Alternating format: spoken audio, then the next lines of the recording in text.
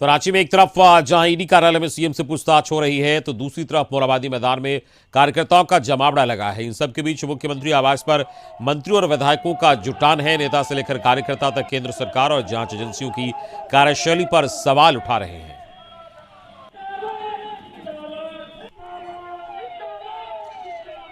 और हमारे साथ इस वक्त झारखंड न्यूज कोऑर्डिनेटर मनोज जुड़ गए हैं, सीधे हम उनके पास चलेंगे। मनोज, कार्रवाई हो रही है ईडी की, इसका विरोध पहले भी होता रहा और आज लगातार विरोध हो रहा है, और दूसरी तरफ मुख्यमंत्री से पूछताछ ईडी कार्यालय में चल रही है। इस वक्त वहां की क्या स्थिति है, किस तरीके से कार्यकर्ता और नेता कह रहे हैं, जरा पूरी खबर बताइए। आवाज को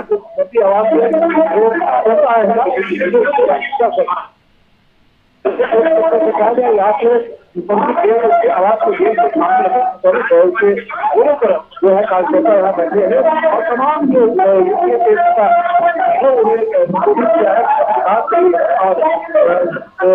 सारे लोगों में एक तरह से कहा जाए तो इसी कार्रवाई करना चाहिए। और मैं बता दूं आपको कि यहाँ पे इस तरीके से धीरे धीरे से जो कार्यकर्ता है उनका जहाँ जुटान मिल रहा है ये कल भी जारी रहेगा। और अभी जो है वो खत्म हुआ है, अगर कहा जाए तो वो अभी चल रही थी, जो सभा चल रही थी, और क्या है कि कल फिर 11 बजे अगर कार्यकर्ता जो है जुटेंगे। मैं बता दूं आपको कि जो कार्यकर्ता है उनके रहने ठहरने और खाने की भी व्यवस्था जो है वो की गई है।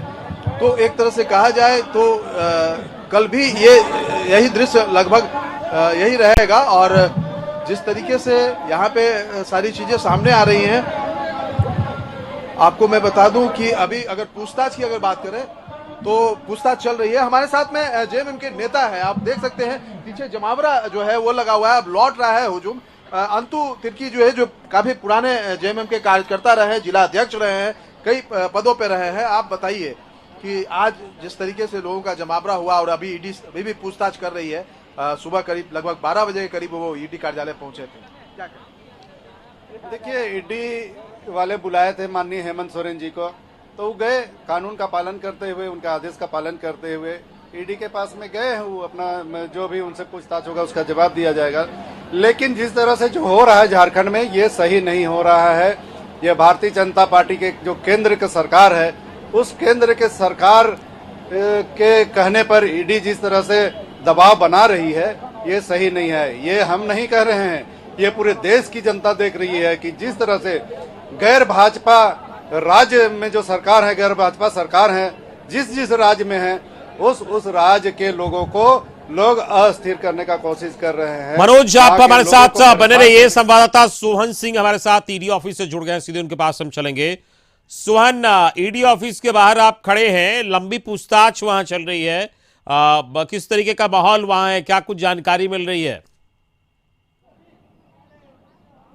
देखिए, लगभग 4.5 घंटे हो गए हैं, लगभग 4.5 घंटे हो गए हैं पूछताछ के। जब सीएम हेमंत सोरेन यहाँ पहुंचे हुए थे लगभग 12 बजे के आसपास, और अभी 4.5 घंटे से ईडी के दफ्तर में सीएम से पूछताछ की जा रही है। और सुरक्षा कर्मी सिर्फ ईडी ऑफिस के बाहर है और मीडिया कर्मी यहाँ बाहर है, कोई जेएमएम का कार्यकर्ता ईडी ऑफिस के बाहर नहीं है। इन 4.5 घंटों में सीएम हेमंत सोरेन से कई सवाल किए गए हैं। जो ईडी ने जो पिछले दिनों जो रेड किया था, और रेड में जो बरामद हुआ था दस्तावेज, मनी और जो सबूत बरामद हुए थे, उसके आधार पर सीएम हेमंत सोरेन से ईडी सवाल कर रही है। और ईडी के पास 200 से ज़्यादा सवालों का लिस्ट है। उन सवालों का जवाब हेमंत सोरेन से जानना चाहती है, लेकिन अब तक इस बात की जानकारी नहीं मिल पाई है कि हेमंत सोरेन ने किन किन सवालों का जवाब दिया, किन सवालों का जवाब नहीं दिया। हालांकि कुछ देर के बाद इसकी बात की जानकारी मिल जाएगी कि सीएम ने कितने सवाल का जवाब दिया और कितने सवाल का जवाब नहीं दिया। लेकिन लगभग 4.5 घंटे से ज़्यादा हो गए हैं और ईडी दफ्तर में हेमंत सोरेन अभी भी मौजूद हैं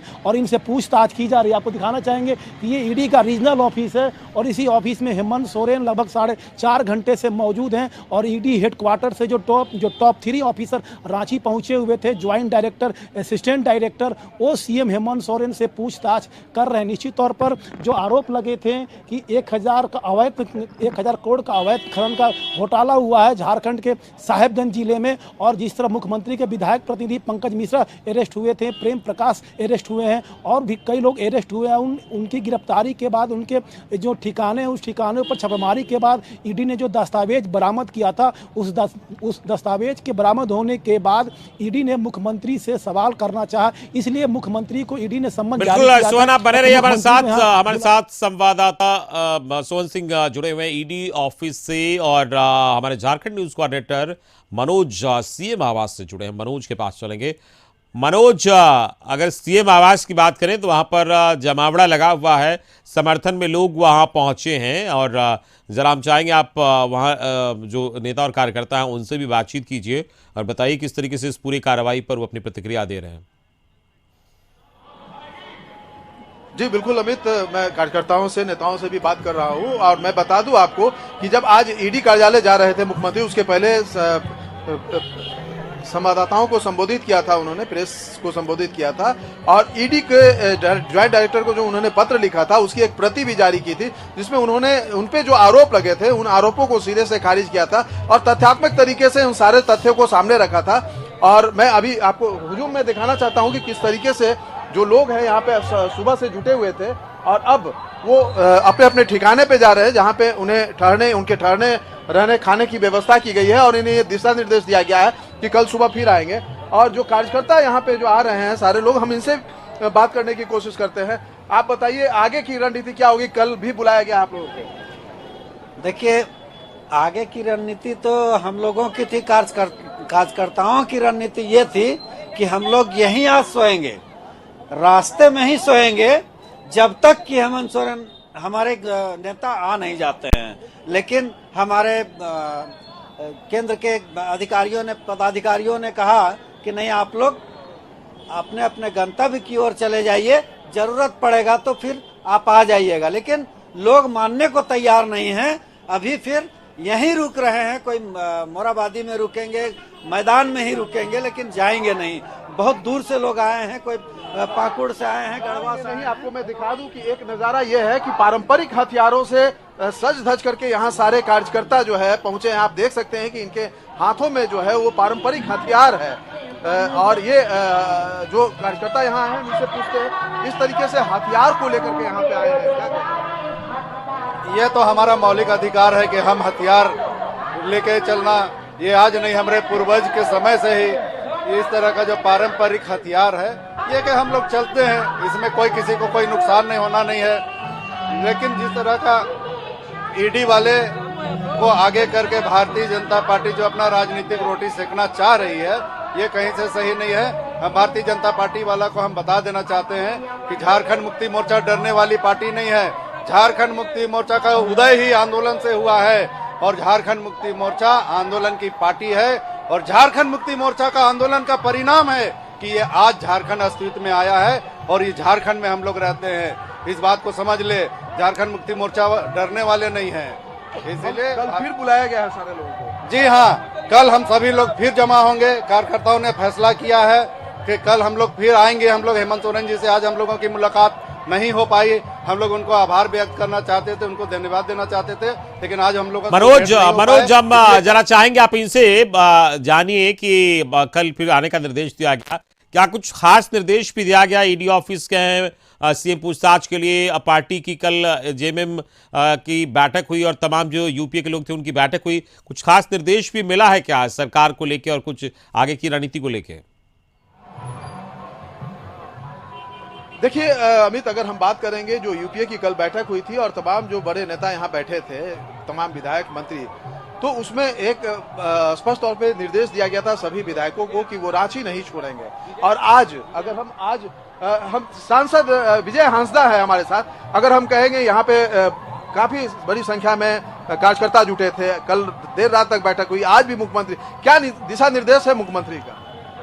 दिशा निर्देश कुछ नहीं, आज जो भी ये परिस्थिति उत्पन्न हुई है, यहाँ तमाम झारखंड के कोने कोने से कार्यकर्ता अपना उनके साथ समर्थन और एक मजबूती देने के लिए साथ यहाँ पे खड़े हैं और जो भी पार्टी का निर्णय आदेश रहेगा उसके लिए सब कार्यकर्ता यहाँ पे तैयार हैं। कार्यकर्ता आए हैं विजय जी, तो क्या निर्देश है इन कार्यकर्ताओं के लिए? आप लोगों ने क्या निर्देश से यहाँ पे किसी प्रकार का कोई निर्देश नहीं है, कार्यकर्ता अपने आप आकर के यहाँ पे जुटे हैं।